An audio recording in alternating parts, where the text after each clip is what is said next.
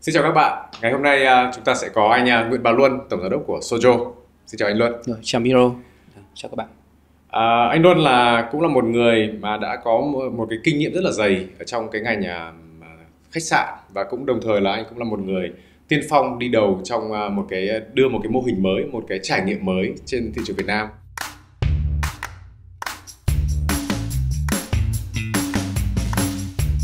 Thế thì trước hết là cũng rất là mong muốn là anh luôn chia sẻ về các cái kinh nghiệm của anh đã từng làm ở đâu và anh đã làm những cái gì trong cái ngành khách sạn. Cảm ơn Miro. Mình chia sẻ qua một chút về những cái kinh nghiệm mình đã làm ở trong lĩnh vực khách sạn. Mình làm khách sạn khoảng trên 24 năm. Thì những năm đầu tiên mà mình làm tại những khách sạn, tập đoàn khách sạn quốc tế, đó là 10 năm đầu mình làm việc với tập đoàn Hilton. Đó là một trong những tập đoàn quốc tế được nói là đầu tiên vào Việt Nam từ những năm 98. Thì mình nghĩ là đó là một cái thời gian mình học hỏi rất nhiều đối với những cái hệ thống khách sạn mang tính chất tiêu chuẩn quốc tế, phủ sóng không chỉ là ở Việt Nam mà nó phủ sóng ở nhiều thị trường, nên cái việc vận hành của họ đem lại rất nhiều cái hiệu quả. Đó là một trong những cái mà mình học được từ những cái tập đoàn như vậy. Sau những cái thời gian tiếp theo thì mình cũng tham gia cũng lĩnh vực khách sạn, nhưng mà cái thị trường có thể nó khác. Đó là mình tham gia thời gian là từ những khách sạn set up những khách sạn nhỏ 3-4 sao cho các chủ đầu tư người Việt mong muốn là cũng thâm nhập vào cái thị trường khách sạn, bởi vì thấy rằng là cái môi trường khách sạn cũng là một môi trường kinh doanh tốt, có xu hướng phát triển trong giai đoạn năm 2000 2010. Tiếp đó thì mình cũng tham gia làm việc tại tập đoàn của Singapore, đó là tập đoàn Fraser Hospitality. Fraser có một cái property tương đối unique tại Hồ Tây, đó là Fraser Suites Hà Nội. Mình làm đó cũng được gần 8 năm. Nhân sau đó thì join với cả TNH với vai trò đầu tiên đó là giám đốc vận hành. Rất là may mắn thì mình cũng được cơ hội tham gia xây dựng cái chuỗi khách sạn Sojo đầu tiên, một trong những nhóm người mà cùng đi được gọi là tiên phong đi nghiên cứu cái sản phẩm của khách sạn Sojo. Tất nhiên lúc đó thì chưa ai biết Sojo nó như thế nào, bản chất mình cũng chưa biết thực sự Sojo nó như thế nào. Nếu mà anh có thể, trước khi mà chúng ta vào tìm hiểu thêm về Sojo, thì anh có thể chia sẻ là theo cái kinh nghiệm của anh sau 24 năm, nếu mà chúng ta nhìn lại thì cái thời mà anh bắt đầu làm Hilton mà đã có những cái tập đoàn đầu tiên bước vào thị trường Việt Nam đến bây giờ, thì sau 24 năm thì anh đang đánh giá cái thị trường hospitality với cả cái hotels ở Việt Nam nó đang như thế nào, và cái khả năng của anh đang nhìn thấy nó sẽ diễn ra như thế nào? Thực ra thì cái thị trường khách sạn nó vẫn diễn biến tiếp tục bởi vì là cái nhu cầu đi lại, nhu cầu ở công vụ hay là nghỉ dưỡng thì đó là nhu cầu thường xuyên. Thế thì đối với thị trường Việt Nam thì mình đánh giá là cái thị trường khách sạn 5 sao nó đã bắt đầu vào cái giai đoạn bão hòa, bởi vì thực sự có rất nhiều cái tên tuổi lớn của ngành khách sạn quốc tế đã gia nhập hoặc là đã tham gia vào thị trường Việt Nam thông qua các cái kênh của các chủ đầu tư người Việt. Ví dụ những tập đoàn các bạn thấy đó như là Hilton hay là Marriott hay là IHG, với rất nhiều thương hiệu, họ xây dựng trên rất nhiều sản phẩm, nhiều thương hiệu khác nhau. Sau một thời gian anh làm trong cái ngành khá là truyền thống, nó không có cái gì, nếu mà nói về đổi mới sáng tạo thì gần như là chúng ta không có cái gì quá nhiều trong cái ngành khách sạn đó. Nhưng mà Sojo là một cái hình thức rất là mới, nó một cái gọi là một cái gì đó nó hơi hiện đại, nó trẻ trung. Thì anh có thể chia sẻ là cái câu chuyện Sojo nó bắt đầu từ đâu, và làm sao mà anh bắt đầu đi xây dựng, nghiên cứu và xây dựng được thành một cái thương hiệu và một cái công ty Sojo? Thực ra thì Sojo được bắt đầu từ đâu như mình vừa chia sẻ ban đầu khi mà tham gia với vai trò là giám đốc vận hành của khách sạn Sojo, thì đó là lúc đầu tiên là tiền thân chính là công ty TNH. Công ty TNH là đơn vị chủ đầu tư và phát triển hệ thống Sojo đó và thuộc tập đoàn TNG Holding Việt Nam. Thực sự là để mà nói tại sao có sản phẩm Sojo thì cũng là một câu chuyện rất dài. Đó. Thì tất nhiên là điều đầu tiên đó là cái tư tưởng chiến lược của hội đồng quản trị tập đoàn cũng như ban tổng giám đốc của tập đoàn TNG định hướng cho chúng tôi là cần phải xây dựng một chuỗi khách sạn. Còn chuỗi khách sạn như nào, với phân khúc như nào thì chúng tôi là người sẽ chủ động nghiên cứu để đưa ra cái mô hình đó. Thế thì thực sự là nói là cái giai đoạn đầu cũng rất là vất vả. Vất vả ở đây là cái việc mà chúng tôi cần phải thay đổi cái tư duy. Khi mà thấy rằng là chia sẻ với bạn là cái khách sạn truyền thống, nhất là vào Việt Nam, nó cũng đã được cách được 20 năm rồi. Với những cái tư duy của những khách sạn truyền thống thì mình thấy rằng là họ đã vào đây và họ đã set up những cái gì đó rất là bài bản. Bản chất như tôi là một người cũng gần như bị là được huấn luyện, được đào tạo, bắt buộc phải theo những cái khuôn phép đó và mang những khuôn phép đó để mình vận hành những khách sạn mà mình đã được đi qua. Thế thì để mà thấy rằng là có một sản phẩm mới thì như thế nào được gọi sản phẩm mới, thì chúng tôi thực sự là cũng từ cái việc mà nhu cầu của khách hàng có nhiều sự thay đổi, từ những nhu cầu về dịch chuyển, nhu cầu về sử dụng các cái công nghệ cao, như là ví dụ như chúng ta đang nói là một kỷ nguyên số, hay là kỷ nguyên của công nghệ sử dụng điện thoại, tất cả mọi điều khiển của bạn trên cái điện thoại. Đó. Thế thì mọi người cần cái sự trải nghiệm sao cho nó hợp lý hơn, nó tối ưu hơn, và cái giá trị mà đồng tiền người ta tiêu đối với cái chuyến đi của họ nó hiệu quả hơn. Thì chúng tôi cũng bắt đầu tư duy theo cái hướng đó để xây dựng ra cái sản phẩm của mình làm sao mà đem lại cái sự thuận ích, sự tối ưu cho khách hàng. Tất nhiên là không quên cái việc là cái hiệu quả của tính đầu tư của các hệ thống và cái sự phát triển, sự kế thừa của nó trong tương lai. Vâng. Thế bây giờ nói về cái việc là đúng là cái thị trường khách sạn thật ra là nó là một cái cạnh tranh rất là lớn rồi, mà bây giờ để mà mình làm lại một cái gì đó giống ai đó hoặc là khác một ít gì đó thì gần như là nó không có nhiều hiệu quả. Thế thì cái tập khách hàng của anh hiện tại, tập khách hàng của Sojo thì là cái profile của khách hàng của anh là như thế nào? Đó là câu chuyện mà mình cũng rất mong muốn chia sẻ. Thực ra tại sao? Khi mà nghiên cứu một cái sản phẩm ban đầu, chúng tôi thấy rằng nếu mà chúng tôi tiếp tục đi theo một cái luồng khách sạn nào đó mà đã có định hướng theo cái cách mà họ xây dựng như khách sạn truyền thống của quốc tế hoặc là các cái chuỗi khách sạn Việt Nam, thì tôi thấy rằng chúng tôi sẽ bị chậm chân và chúng tôi khó có cơ hội để mà cạnh tranh. Thế thì chúng tôi cần phải nghiên cứu một cái sản phẩm gì nó mang tính chất mới, được gọi là tiên phong, thì chúng tôi mới có thể thu hút được khách hàng và đem những khách hàng thực sự của chúng tôi về. Thế thì cái việc nghiên cứu đó thì chúng tôi phải đánh giá lại toàn bộ thị trường thông qua những đơn vị tư vấn về kế hoạch chiến lược tổng thể để đưa ra được là cái mô hình khách sạn nào đang còn là khoảng trống cho chúng tôi. Tiếp theo là ví dụ tôi cần có những cái đơn vị tư vấn về cái nhu cầu khách hàng để biết chính xác những khách hàng họ đang mong muốn điều gì. Thế từ cái mong muốn của khách hàng thì chúng tôi mới xây dựng cái sản phẩm của chúng tôi đáp ứng được cái nhu cầu của họ, nhu cầu của những đối tượng khách mà với cái ngân sách, cái budget nó phù hợp, thì chúng tôi thấy ra cái đối tượng khách hàng của chúng tôi nó đang rơi vào cái tệp độ tuổi từ 28 cho đến 45 hoặc là 50 thì là những cái tệp khách hàng mà chúng tôi sẽ phải hướng tới. Vì là những người đó là những người bắt đầu đi làm, có thu nhập, và những người bắt đầu có trải nghiệm, có kinh nghiệm.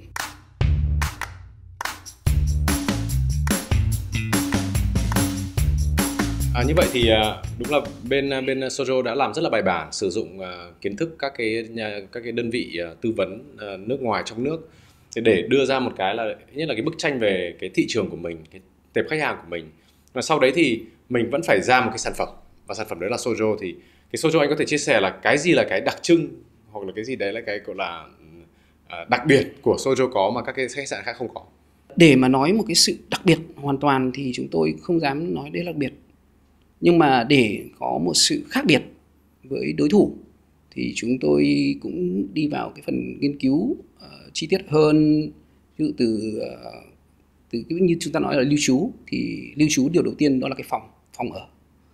Chúng tôi tập trung rất nhiều cái chất xám. Thì ví dụ như là việc mà bạn thấy rằng là đến với Sojo, bạn thấy rằng một cái giường đệm rất là to, rất là đẹp và nằm cảm thấy rất là thoải mái. Đó. Nhưng mà bên cạnh đó thì cái việc mà nằm thoải mái nhưng mà bạn có thể tận hưởng được cái mình nói là cái sự connecting hoặc là sự kết nối với không gian bên ngoài, đó là cái cửa sổ panorama. Nó mang cho một cái ấn tượng khác hoàn toàn với những Khách sạn truyền thống đó là những cái khung cửa mà chỉ có những khung cửa nhỏ và không bao giờ nằm được tiếp cận sát với cả bên ngoài. Ví dụ như bạn tỉnh dậy vào một buổi sáng thì bạn thấy mình nhìn thấy ra ngoài một cái khuôn viên, một cái bầu trời nó cũng rất là ấn tượng, làm cảm giác mình được hòa mình vào trong đó. Thì tôi nói đấy là một trong những cái feature mà Sojo đang xây.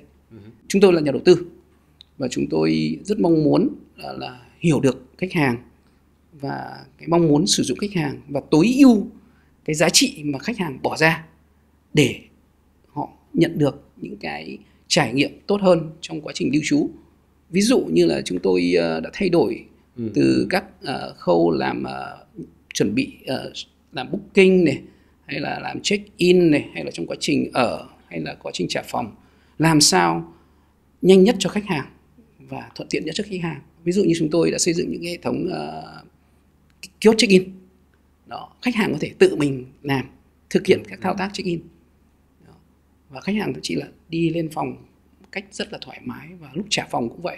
Không cần thiết phải qua một quầy lễ tân và xếp rất nhiều thời gian. Đó là cái thời gian mà những cái người mà business trẻ bây giờ họ rất cần. Hôm trước thì chúng ta cũng có chia sẻ về cái việc là ngoài cái phòng thì khách hàng hoặc là người đến dùng, đến trải nghiệm thì cũng sẽ có các cái không gian chung. Thì Sojo cũng có những cái hình thức tận dụng những cái không gian chung đấy một cách rất là gọi là mới mẻ. Thì anh có thể chia sẻ thêm cho mọi người nghe là những cái gì mà Sojo đang khai thác và đang làm là những cái gì về mặt các cái là không gian chung và phòng chung của khách sạn. Thì khách hàng đến với Sojo không chỉ là mong đợi một cái sự lưu trú, một sự nghỉ ngơi, một sự ngủ thông thường như tất cả các khách sạn khác. Thế thì đến với Sojo, khách hàng được trải nghiệm. Trải nghiệm ở đây là được cái Zo 247 Lounge. Đó là một cái không gian mang tính chất kết hợp cái đa năng rất là nhiều. Ngoài mà chúng ta thấy rằng vào điều đầu tiên cái Sojo có một cái quầy, vừa là quầy lounge bar, vừa là quầy có thể check-in. Khách hàng có thể quây quần ngồi đấy entertain với những cái món đồ uống cũng đặc trưng của Sojo, những món ăn rất là nhẹ nhàng vừa phải, đó để mang cái chữ chúng ta ngồi để có thể trao đổi công việc cũng như là việc trao đổi bạn bè với nhau. Đó là một sự gắn kết. Ngoài ra thì Sojo còn mang một cái hơi hướng mới trong cái trải nghiệm ở trong khách sạn. Đó là Sojo có những cái góc để mà có thể tạo ra những cái nó như là một cái game để họ có thể entertain, họ có thể tương tác với nhau, để cho các những nhóm bạn, nhóm chơi có thể là kết nối với nhau qua những cái hình thức game. Game thì Sojo cũng xây dựng vừa cả yếu tố game truyền thống cũng như những yếu tố game hiện đại để làm sao là có thể là đem lại những trải nghiệm nhiều hơn cho khách hàng.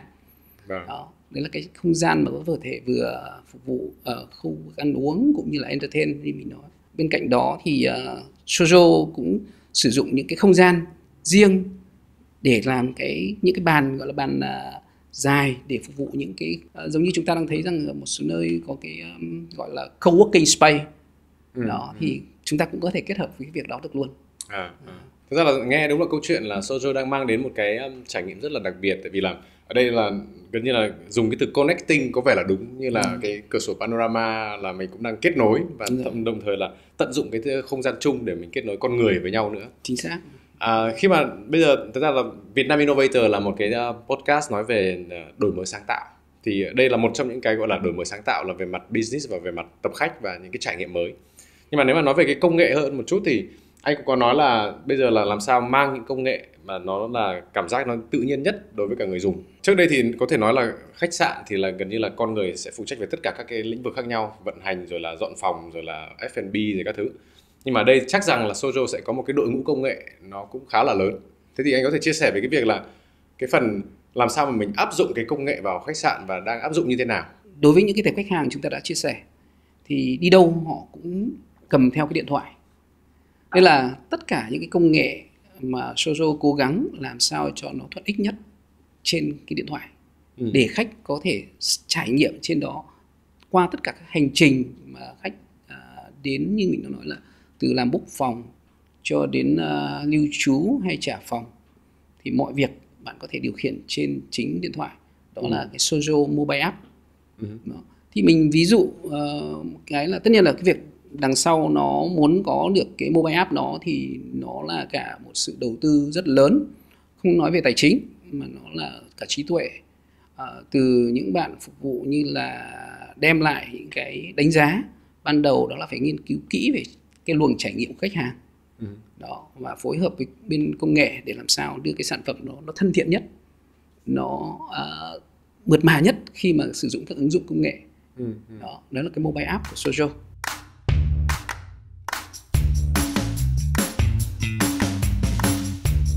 Ví dụ như kiểu là riêng trong lĩnh vực khách sạn thì tuyển dụng bây giờ có vẻ cũng vẫn đã khó, như là cho những cái vị trí gần như là vị trí truyền thống đi. Còn bây giờ thì anh đang đánh giá như thế nào về cái việc là mình cần phải có một cái đội ngũ khá là mới, tại vì ở đây là anh đang mang một cái sản phẩm rất gọi là khác biệt trên thị trường. Thế thì anh đánh giá về như nào về mặt nguồn nhân sự, nguồn nhân lực của mình làm sao mà đáp ứng được để đồng hành với trên cái câu chuyện cái business này của anh? Trong những năm gần đây thì cái việc mà nguồn nhân lực luôn là bài toán. Bài toán này không chỉ đối với thị trường truyền thống đang xảy ra, đó là thiếu hụt nguồn nhân lực. Nguồn nhân lực thì các bạn thấy rằng ngay sau một cái chứng minh dễ hiểu nhất là sau Covid, gần như là toàn bộ cái nguồn nhân lực của khách sạn đã tạm dừng, và thậm chí họ phải nghỉ để ra chuyển đổi một cái công việc khác để làm sao đảm bảo cái thu nhập, đảm bảo cuộc sống của họ. Khi họ gián đoạn như vậy rồi, thế thì họ quay lại đây là nói là quay lại cái thời kỳ Covid đã được gọi là tạm dừng hay nó vẫn đang tiếp tục xảy ra, thì những nhân sự khách sạn bắt đầu mở cửa trở lại. Thế thì những nhân sự đó không quay lại bởi vì họ tìm được những cái công việc nó phù hợp hơn, tìm được nguồn thu nhập thậm chí có thể nói là tốt hơn. Đó, nên là cái việc thiếu hụt nguồn nhân lực dành cho khách sạn nó lại trở nên căng thẳng hơn. Thì nguồn lực lao động luôn là cái bài toán khó đối với ngành khách sạn, bởi vì phần chi phí lớn trong vận hành khách sạn đó là chi phí nhân lực. Thế thì để làm sao giải quyết được cái bài toán về chi phí nhân lực, chúng tôi đang cố gắng là làm sao xây dựng những bộ máy là phải đa năng đa nhiệm. Giống như các bạn thấy rằng là với cái mô hình mang tính chất vật lý của một không gian là Jo 247 Lounge, tôi lấy làm ví dụ, thì cái mô hình đó là gì? Khách check-in là khách tự check-in. Đó, và ở đấy có thể entertain những sản phẩm về F&B, food and beverage, đồ ẩm thực và đồ uống. Thế thì với cái mô hình như vậy thì nghĩa là gì? Con người ở đây chúng tôi cũng cần phải tối ưu. Tối ưu là gì? Không còn một cái nhân viên lễ tân truyền thống, một nhân viên lễ tân thông thường mà chúng tôi được gọi là bạn guru. Bạn guru này sẽ chỉ là support, hỗ trợ cho khách hàng khi có những vấn đề gì xảy ra, là hỗ trợ vì mặt thủ tục check-in trong trường hợp khách hàng cần. Còn nếu không thì khách hàng vẫn có thể tự mình trải nghiệm cái luồng check-in đó. Nên là cái việc mà một cái nhân viên lễ tân truyền thống nó không còn nữa, và bạn đó sẽ đáp ứng cái công việc của một nhân viên là F&B. Nghĩa là bây giờ yếu tố là kết hợp giữa yếu tố nhân viên lễ tân và nhân viên phục vụ nhà hàng, phục vụ lounge là một. Thế thì cái điều đầu tiên là chúng tôi cũng cần phải có cái định hướng về đào tạo trước khi mà các bạn được vào làm. Bởi vì tại sao nó khó khăn hơn là gì? Khi mà chúng tôi đang tuyển dụng như vậy thôi, bây giờ chúng tôi không biết là đang tuyển dụng như thế nào để là hai bạn có thể chấp một kỹ năng là một. Đó, đấy là cái bài toán khó mà chúng tôi phải cung cấp cho họ những cái kỹ năng cần thiết đó. Chúng tôi sẽ đánh giá bạn này có kỹ năng tốt về F&B, thế thì chúng tôi cần hỗ trợ bạn có kỹ năng hơn về lễ tân để các bạn có thể kết hợp được cái yếu tố đó. Thì đấy là một cái bài toán khó về khâu tối ưu về mặt nhân sự. Đúng là rõ ràng là nó là một cái bài toán khó rồi, nhưng mà đúng là anh nói là mình cũng tự đào tạo. Tuy nhiên là không biết là với cái quy mô, với cái độ phát triển tăng trưởng của mình thì mình có kịp tự làm cái việc đó không, hay là anh cũng cần phải phối hợp với cả các cái bên gọi là các bên tổ chức đào tạo giáo dục, hay là như thế nào để có thể là mình đáp ứng được cái nguồn nhân lực đủ cho mình cho cái sự tăng trưởng của mình? Về cái định hướng phát triển về nguồn nhân lực thì chúng tôi cũng cố gắng là kết nối với các tổ chức đào tạo, các trường nghề liên quan đến du lịch để có thể có cái nguồn đầu vào. Nhưng thực tế chúng tôi cũng đang cố gắng làm sao mà khi mà có cái nguồn đầu vào rồi thì chúng tôi vẫn phải là một cái đơn vị đào tạo. Bởi vì tại sao? Cái mô hình của chúng tôi hoàn toàn khác. các mô hình các trường đào tạo nghề hay là đại học bên ngoài họ chỉ vẫn là làm theo cái cách truyền thống. Đó. Thế thì chúng tôi cũng đang muốn là đưa ra những cái định hướng mới. Bản chất thì chúng tôi đang cố gắng là tìm các đối tác là các cái trường đại học và các trường cao đẳng nghề về du lịch, và chúng tôi cũng muốn rằng là đưa những cái kiến thức của chúng tôi cho các bạn để thấy ra đấy là cái định hướng tương lai, và cái việc thay đổi cái công tác đào tạo từ những trường học cũng sẽ cần phải thay đổi để đáp ứng được cái nhu cầu tương lai, chứ không phải là chúng ta cứ đi vào cái việc là ok chúng ta chỉ cần biết một kỹ năng, một công việc. Đấy là cái mà tôi cũng đang tập trung vào, và có một số đối tác về trường học cũng thấy rằng đó là định hướng tốt, và họ cũng lấy chúng tôi ra làm cái ví dụ, và thậm chí là có thể sử dụng những cái bài giảng hoặc những cái việc vị trí công việc mà chúng tôi đang áp dụng ở Sojo đưa vào bài giảng của họ để thấy rằng là nó phù hợp. Thật ra là khi mà chúng ta nói về cái việc là anh đang gọi là tinh gọn cái bộ máy vận hành và có những cái chức năng gọi là kiêm nhiệm các thứ, thì hôm trước thì anh em có trao đổi là những cái bộ phận bên anh thì nó đang được tổ chức như thế nào, và những cái chức năng của các cái mảng nó sẽ được sắp xếp ra sao? Nói về cái phần vận hành thì để cho nó dễ, vì từ khi mà xây dựng được cái mô hình khách sạn Sojo thì chúng tôi cũng thấy rằng để cái mô hình Sojo nó sống, nó hoạt động được thì chính là phải từ những cái đội ngũ đào tạo. Thế thì ở trên tôi được hiểu là trên tập đoàn hay trên HO là cái đội ngũ vận hành cũng cần phải có cái yếu tố là đa năng, đa nhiệm. Ví dụ tôi nói là bộ phận vận hành trước đây thì chúng ta đang nói là ở trên HO thì có bộ phận lễ tân hay là bộ phận F&B, và tôi cũng phải chập hai bộ phận đây là một, để làm sao là từ cái tư duy đầu tiên của những người đang làm trong ngành truyền thống, bởi vì tôi muốn đào tạo được, tất nhiên tôi vẫn phải có những cái người đã từng kinh nghiệm lâu năm ở ngành khách sạn, và họ phải thay đổi tư duy từ cách làm thì mới truyền đạt xuống được cho các bạn. Đúng là thật ra là đây là nghe anh kể cái câu chuyện này nó không phải đơn giản chỉ là mình làm một cái khách sạn mới, đưa những cái giường thoải mái các thứ vào, nhưng mà đây là nó xây dựng cả một cái hệ thống quy trình rất mới, và gần như là mình không thể nào mà đi học hỏi ở đâu của ai khác tại Việt Nam được. Nếu mà nói về, có thể anh chia sẻ về cái quy mô của Sojo thì hiện tại thì đang có mặt ở đâu, và cái cách thức mà mình chọn các cái địa điểm, các thành phố, các tỉnh là dựa vào những cái yếu tố gì? Như chúng tôi đã nói, cái tệp khách hàng ban đầu của chúng tôi đó là khách công vụ. Công vụ ở đây là khách đi mang chất business, và vừa business vừa có cái yếu tố kết hợp là leisure travel luôn. Thế thì hay nói một cách thuật ngữ mới ở trong ngành khách sạn đó là be leisure.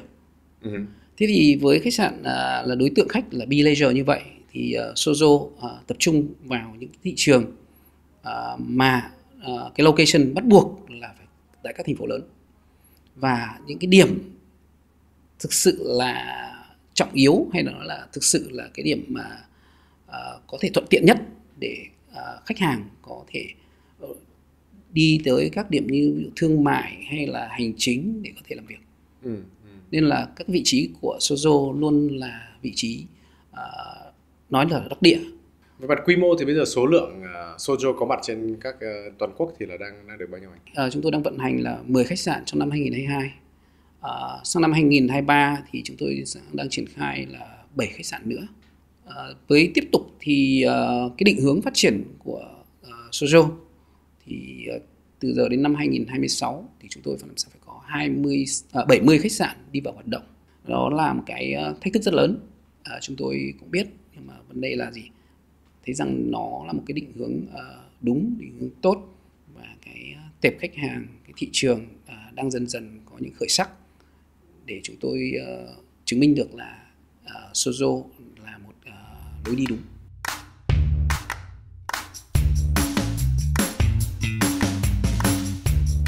Liệu nếu mà anh gộp lễ tân với cả F&B vào một thì liệu chúng ta có thể nói là Sojo bây giờ là cắt đi 50% nhân sự cần thiết để vận hành một khách sạn quy mô kiểu như Sojo? Tôi đang khẳng định là như vậy. Kết hợp các cái gọi là đa năng đa nhiệm đi, nhưng mà khối lượng công việc nó cũng không thể mà giảm hơn nhiều được. Tất nhiên là các bạn ấy có sự hỗ trợ về mặt công nghệ rất là lớn đằng sau. Cái việc mà tối ưu kết hợp tối ưu như vậy thì nó cũng giảm được khoảng 40% đến 45% so với nhân sự của khách sạn truyền thống. Không phải là giảm về mặt như thực ra không phải giảm khối lượng công việc, nhưng mà chúng tôi không còn quá nhiều những cái bộ phận hoặc là không gian thừa. Ví dụ như tôi nói là một cái không gian thừa ở trên phòng thôi, để thấy rằng tại sao chúng tôi có thể tiết giảm được nhân sự.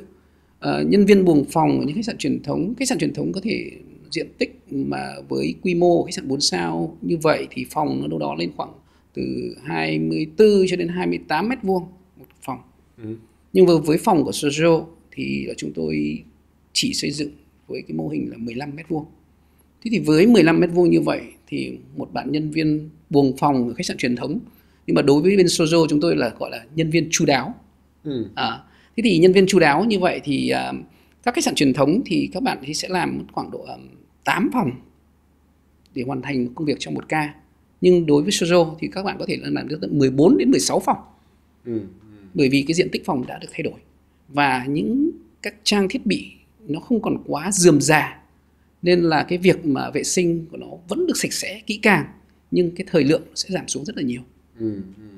Đó là một trong những cái tiêu chí chúng tôi rút gọn để giảm thiểu số lượng nhân viên, chứ không phải là khối lượng công việc vẫn thậm chí còn nhiều hơn.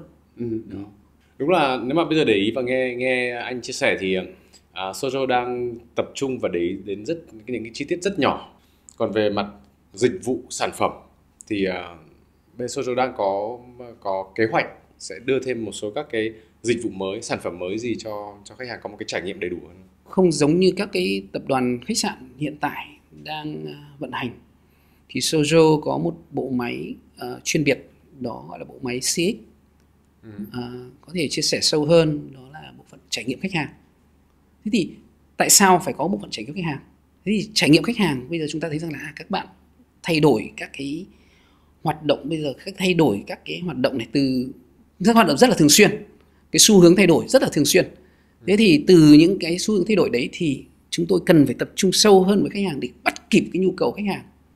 Thế thì cái bộ phận CX hay bộ phận trải nghiệm khách hàng phải đứng ở góc độ vai trò khách hàng để đưa lại tư vấn cho ban giám đốc để làm sao chúng ta catch up được cái sản phẩm nó thường xuyên thay đổi với nhu cầu thay đổi của khách hàng. Thế thì với cái nhu cầu thay đổi đấy thì chúng tôi phải thường xuyên thay đổi cái sản phẩm làm sao cho nó phù hợp nhất. Tất nhiên là những cái hành trình lõi chúng tôi vẫn phải đảm bảo. Thực ra nếu mà nói nôm na đâu đó thì cái đơn vị CX này thì là một đơn vị rất là quan trọng, vì gần như là họ định hướng cái chiến lược và định hướng các cái sản phẩm mình sẽ đưa ra. Thì về mặt tổ chức thì đây hơi tò mò, tại vì nó cũng là khá là mới.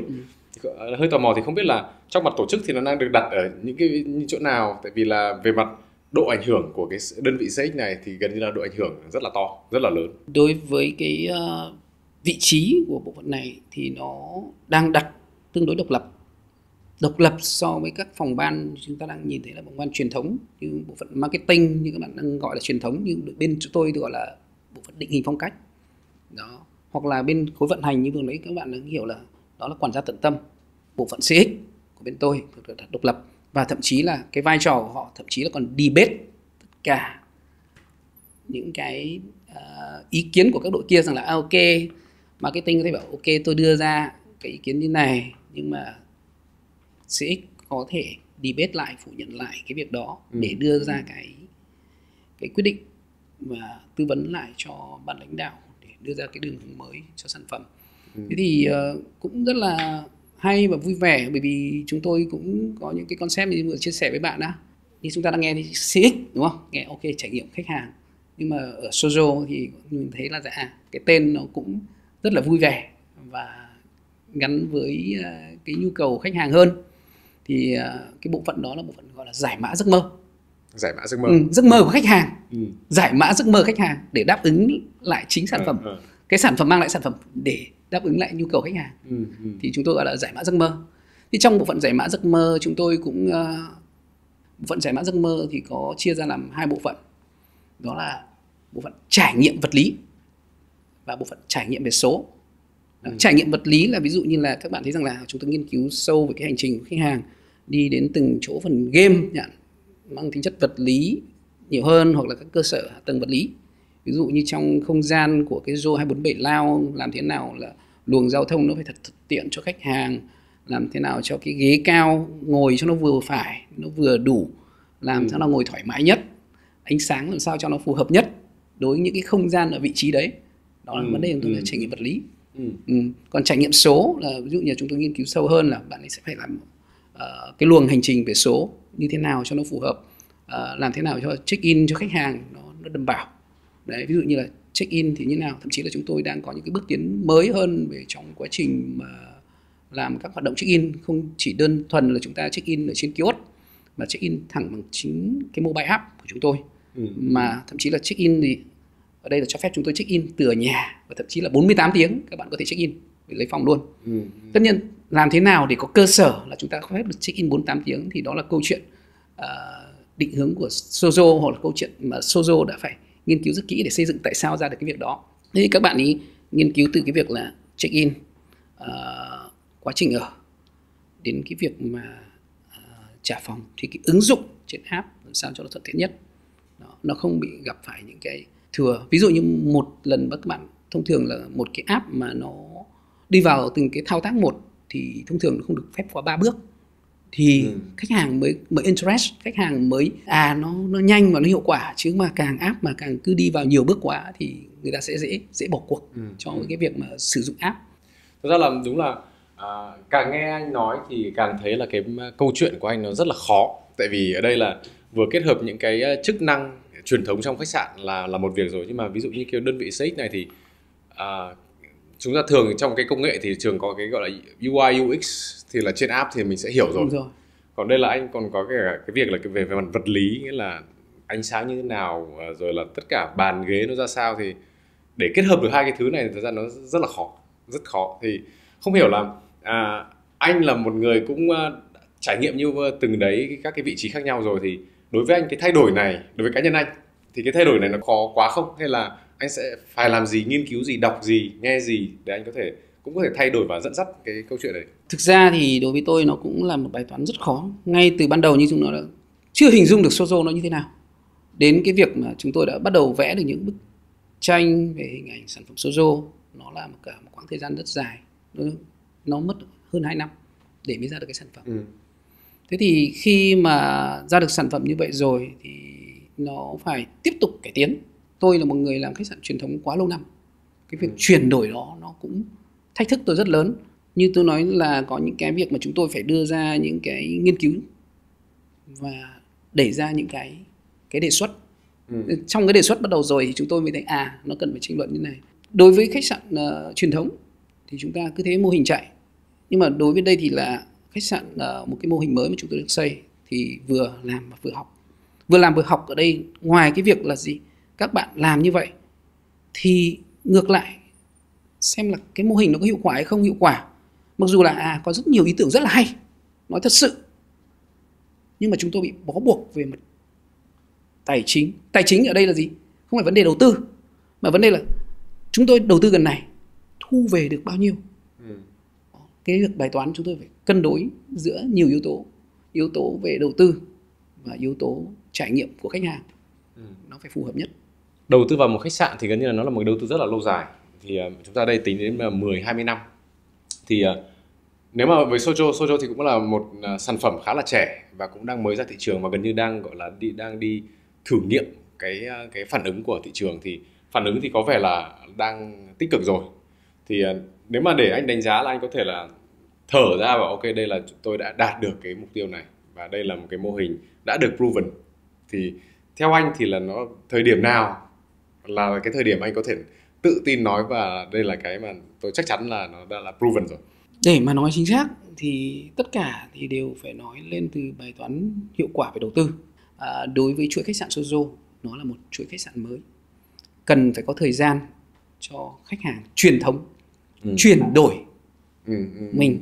Ngoài những tệp khách hàng mà chúng tôi đang có, thường là những cái bạn trẻ, khách hàng trẻ, họ đã chấp nhận chúng tôi, thì dần dần cần phải được gọi là truyền thông, cần phải được chấp nhận qua các cái trải nghiệm của chính người đang ở và truyền thông đến những người mà sẽ ở với Sozo. Thông thường thì đúng là những cái việc mà anh đang làm, những cái đội ngũ của anh thì chắc rằng cũng sẽ là đa số là những các bạn trẻ và có nhiều cái, có thể có đủ khả năng làm nhiều cái công việc khác nhau. Trong cái việc em rất là tò mò về cái việc gọi là quản lý những cái người như vậy thì nó có khác gì so với cả quản lý những cái nhân viên truyền thống không? Nó khác rất nhiều. Như mình đang nói, làm sao, ví dụ bản chất mình là người lãnh đạo, mình sẽ khó khăn hơn nếu mà mình không thay đổi kịp thời. Bởi vì các bạn ấy thường xuyên có những tư duy mới. Cái việc khó khăn là việc phải theo kịp được những đội ngũ trẻ đấy thì mới ra được sản phẩm mới. Rất cảm ơn anh Luân đã dành thời gian bay từ Hà Nội vào Sài Gòn để chia sẻ với chúng tôi về cái mô hình trải nghiệm mới của Sojo. Và rất là mong là trong nhiều năm tới sẽ có nhiều Sojo, những khách sạn nằm ở rất là nhiều cái thành phố mà chúng ta có thể trải nghiệm được. Rất tiếc là đợt này em lại vào Sài Gòn lại chưa có khách sạn đây để được trải nghiệm, nhưng mà rất là mong là sẽ có cơ hội để đi trải nghiệm Sojo ở một thành phố khác. Thực ra thì Sojo như mình đang nói là với 70 khách sạn trong tương lai thì không đâu xa thì Miro sẽ có cơ hội trải nghiệm rất là nhiều, nhất là Sài Gòn, Hồ Chí Minh. Chúng tôi cũng đã bắt đầu có dự án và đang lên phương án thiết kế và chuẩn bị thi công. Thì, sẽ không lâu Miro sẽ có trải nghiệm nhiều hơn, hoặc là ra Hà Nội hoặc là Đà Nẵng hoặc là các tỉnh thành khác thì chúng tôi đã bắt đầu hiện diện. Vâng, rất cảm ơn anh Luân. Cùng chặng đường 48 năm hình thành và phát triển, Tổng công ty Viglacera, công ty cổ phần là nhà sản xuất vật liệu xây dựng và đầu tư kinh doanh bất động sản lớn nhất Việt Nam. Với hơn 40 đơn vị thành viên, chúng tôi tự hào là nhà cung cấp dịch vụ hàng đầu về vật liệu xây dựng, bền vững và chất lượng cao, đồng thời là nhà phát triển khu công nghiệp hàng đầu Việt Nam.